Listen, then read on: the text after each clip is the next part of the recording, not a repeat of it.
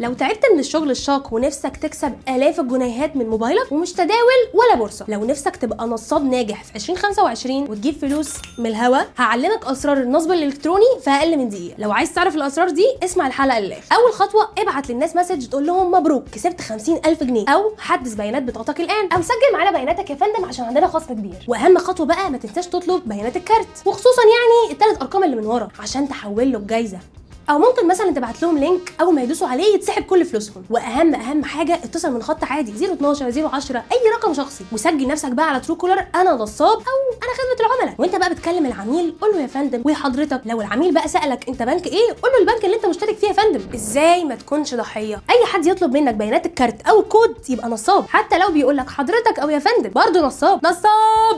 ايه يا جماعه، ما اتفرجتوش على اعلان البنك الاهلي؟ ده عصام عمر طالع بيوعي الناس كلها تحديث البيانات في الفرع مش في التليفونات، وما تساعدش النصابين ينجحوا في الكورس بتاعهم. فاحمي بقى بياناتك وما تشاركش اي رقم او كود مع اي حد، خليهم يسقطوا كلهم. وافتكر دايما الكارت في جيبك بس البيانات في ايدك، احميها وخليك اذكى من اي نصاب. وشارك الفيديو ده يمكن تنقذ حد قبل ما يتنصب عليه.